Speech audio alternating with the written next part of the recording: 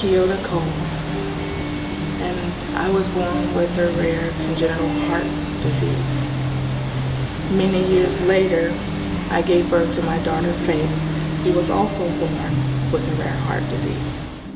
This scar on my chest symbolizes honor and pride that I have made it through all of my complications that I have had. I named my daughter Faith because after finding out all of the complications that was happening between her and I, Faith was the only name that I could come up with that I felt it. Intrauterine diagnosis and knowing what the child has is really a huge breakthrough today even. I mean, we can prepare the family and prepare the medical center for what's coming and what the appropriate therapy is, such that these children don't languish in nurseries around our city with inappropriate diagnosis. Most babies today are diagnosed in utero. But if you take all this really unique and interesting research, those are going to be the breakthroughs of tomorrow. And that's the reason we have to stimulate research, that we have to invest in research. And today, unfortunately, with healthcare budgets and the NIH cutting back, it's a hard time to support our research efforts. But I think it's so critical today that we do that. We don't forget what has got us to this point. And what will get us to the future is the bridge through research and development.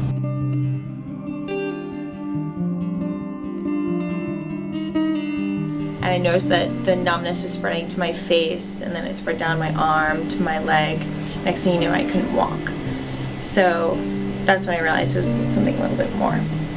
About 8:18, the symptoms started at 5:20, and this was about like 8:18, and the neurologist came storming in, Dr. Ohanian, and he was like, "Bree, what time did the symptoms start?" And so I started trying to tell him the story, and he was like, "Just tell me what time the symptoms started."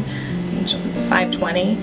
So that's when they gave me the TPA, the clot buster, and they had also seen a dissection in my artery. So the artery walls in my brain were irregular, so that meant even higher risk of hemorrhaging if they gave me that clot buster. But he took a chance and he did it, and had this incredible feeling of being able to feel my face again, touch my arm, my leg. It was absolutely incredible.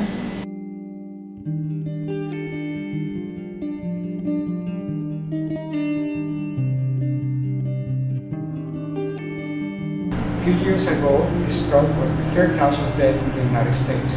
Today, it's the fourth cause of death. And we're still far from getting the goal of making it an almost insignificant cause of death. But thanks to the efforts of the American Heart Association, the researchers that create new forms of treatment, and the physicians that provide care for patients with stroke, we have been able to work together to improve those outcomes. So it is quite significant and quite well established in the final results of patients that suffer strokes. I think there are two aspects that are very exciting. In the short term, I'm very happy to see the excellent results that we have obtained with the surgeries in the patients that have received the operations. They have been so far free of stroke with better rates than what has been reported in the literature with another treatments. So that's encouraging to see that what we're doing has already some immediate effect. But what is in the future is even more exciting, because by studying the angiogenic factors and the cells involved in the formation of new vessels, we can open a completely different window for the treatment of stroke.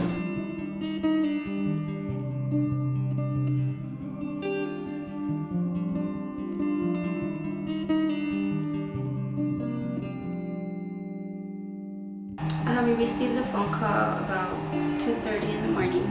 PJ, that's what we called him, PJ. He's in the ER, lifeless. And I looked at him, it still didn't digest. I was just like, what? And my husband's like, what are you talking about? He goes, your son had a major heart attack.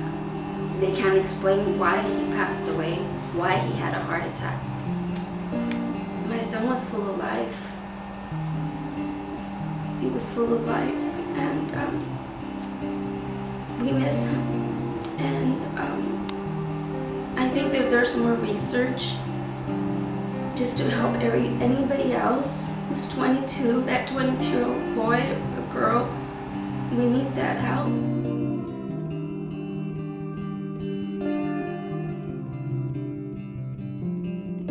And so many great grants from young, exciting investigators go unfunded. And you just keep thinking, wow, if we could fund this young guy, this young investigator in Kansas to try this intervention, it really is going to launch his career. And you want to do it, but there's not enough money. Every little bit helps, and every additional grant we can fund is another chance that that investigator will go on to make a huge difference. We need more research funding.